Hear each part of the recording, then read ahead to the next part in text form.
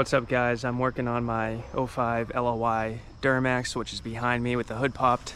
You can see that I'm about to take it all apart on the top end. Long story short, I have to replace the FPR, fuel pressure regulator, which is connected to the CP3 injection pump. So what got me to that conclusion, which hopefully will fix it, I'm 95% sure it will. Long story short, the truck over time has gotten worse and worse in terms of like how it's running, especially when you're at like a stoplight and it's in drive and you're not going anywhere, you're just sitting there with it idling in drive. So slight load, you could notice pretty significantly that in the exhaust pipe there's a lot of smoke coming out, but then once it idled back to, going from the stoplight, it kind of worked itself out and it ran totally fine. But over time it got worse and worse. The condition got more smoky. The last couple times that I started it up, the crank time to start it up really increased and it just was not good. So I took it off the road temporarily and I ran my Tech 2 scanner, which was super helpful in understanding the problem. I'll show in a clip here the issue with the truck. You can see monitoring all the sensors and pressures and fuel flows and stuff. The fuel pressure, the fuel rail pressure was bouncing all over the place. So there's a command for a certain amount of pressure and the actual pressure in the fuel was bouncing all over the place. So that's pretty typical of a fuel pressure regulator. Hopefully this fixes it. I'll show you briefly the process. There's a lot of videos on how to do the repair, but in terms of like a diagnostic, I wanted to show that in a clip, which I'll show right now. And I'll show you briefly the process and some of the pain points I had in replacing the regulator.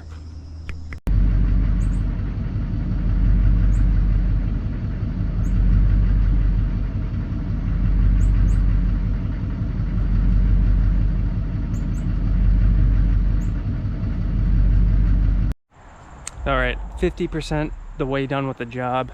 I took apart everything you need to get to that FPR valve, fuel pressure regulator valve, which is down in there if you can see it. Let me try to get the light on. Where that connector is coming out. Let me just make sure the camera's pointed at the right spot. Where the connector is coming out, there's 3 T25 fasteners that hold it into the CP3 pump.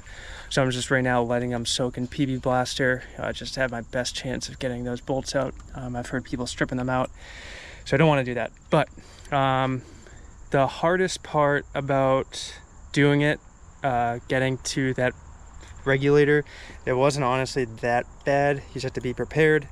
Here's some of my tools that I used, and the most like random ones were basically like a chisel, and I use this, I forget what tool this is for, I forget, it's something I haven't used in a while, but maybe like a window tool or something, I forget.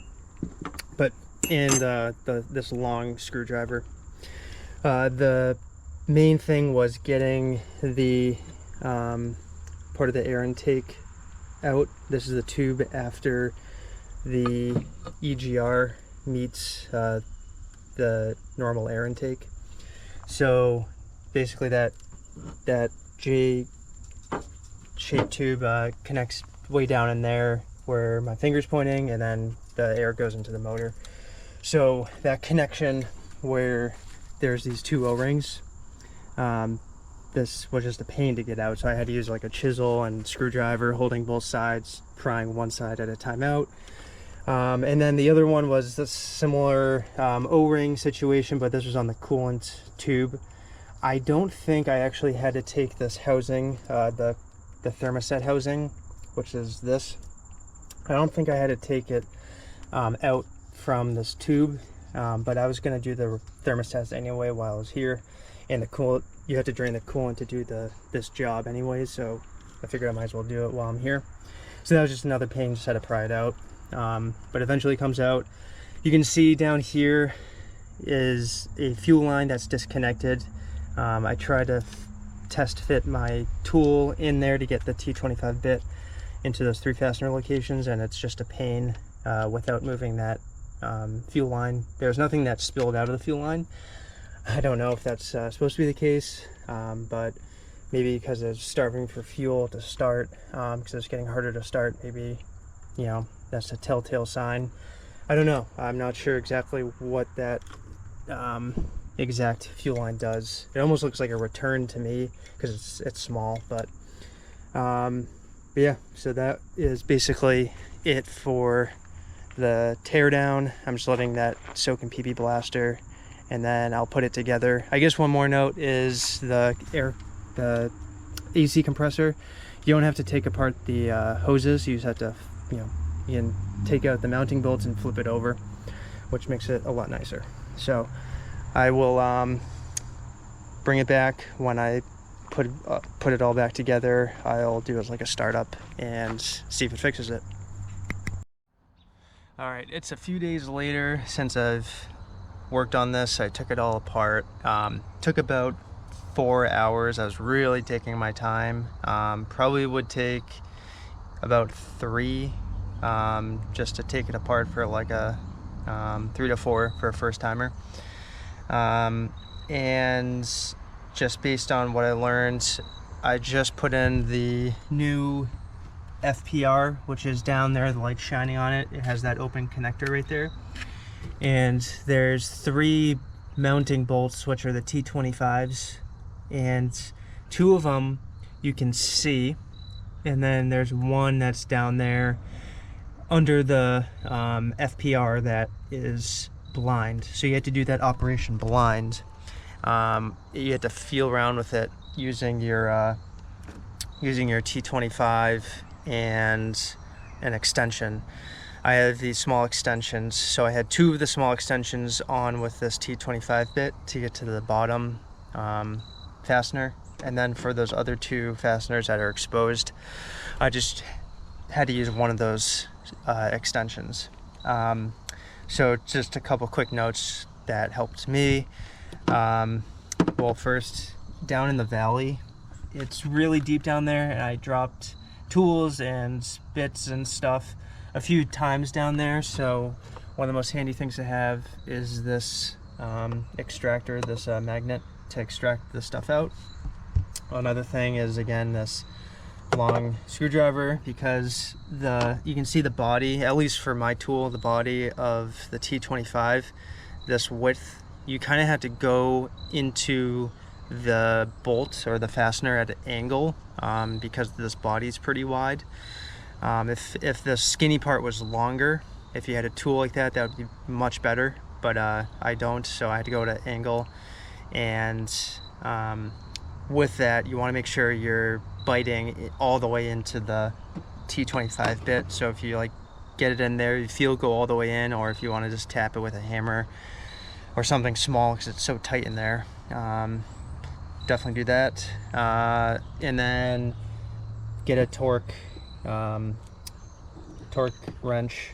I think it's the torque spec going around is like, it's 35 foot-pounds going around once, and then it's 35 inch-pounds going around once, and then 62 inch-pounds going around the final time. I found it was easiest to start the bottom screw, like kind of don't put in the FPR into the CP3, just have it kind of out, and then start the bottom fastener and get it pretty, you know, as close as possible, and then put in the other 2 fasteners and then go around 35 inch-pounds and then 62 inch-pounds. But you can also see that fuel line's disconnected again. That definitely helped for the bottom fastener. But yeah, it was just a pain. Like, the biggest pain is just it's so tight to access the FPR. So now I'm gonna put it back together and we'll see if it runs. So I got the truck all back together.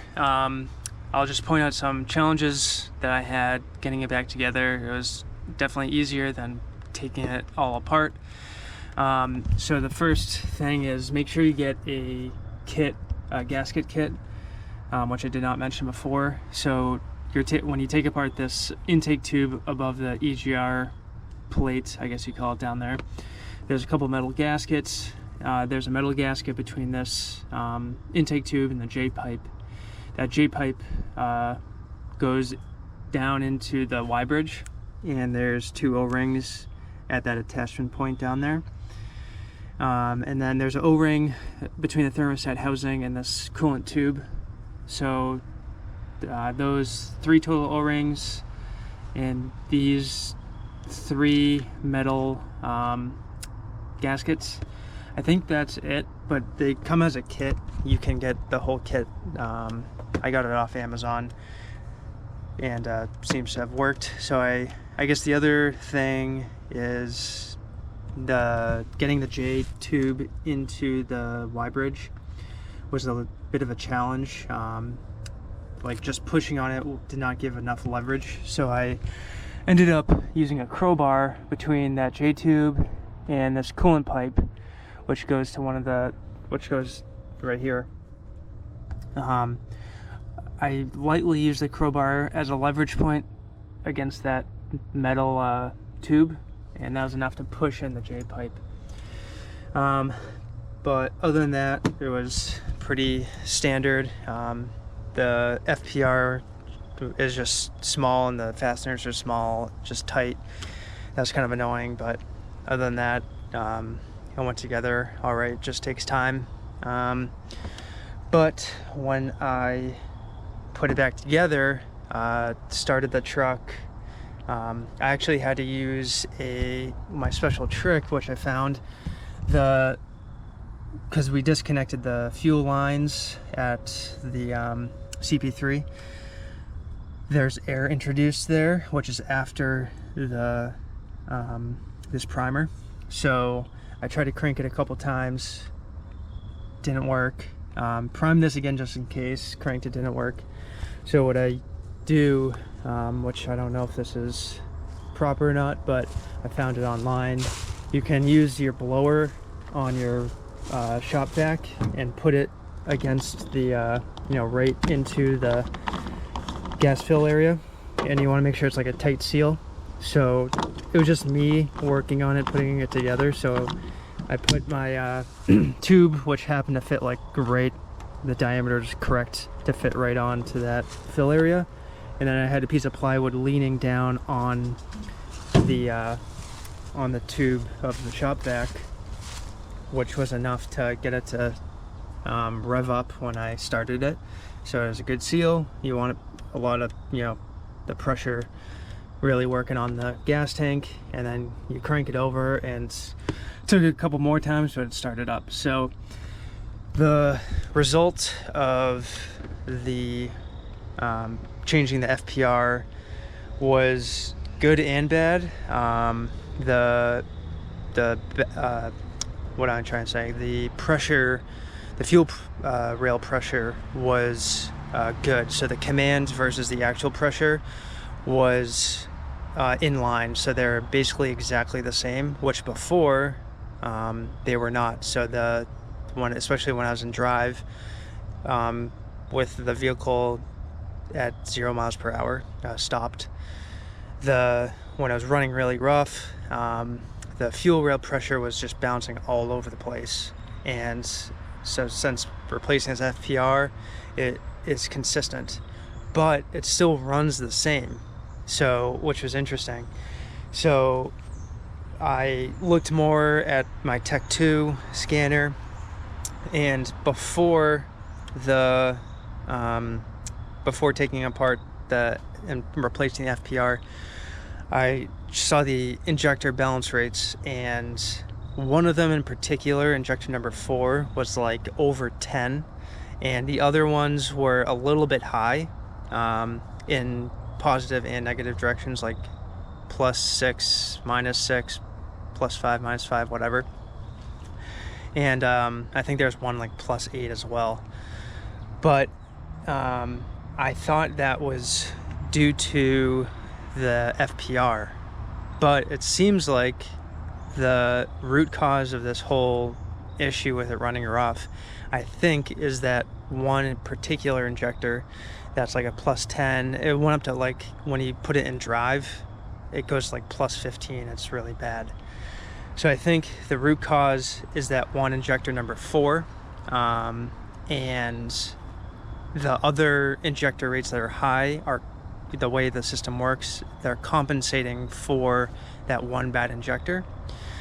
So that's the theory. I'm gonna do another video on replacing that one injector and testing and seeing if that does reduce those other balance rates, and also that it fixes this this idling in drive issue.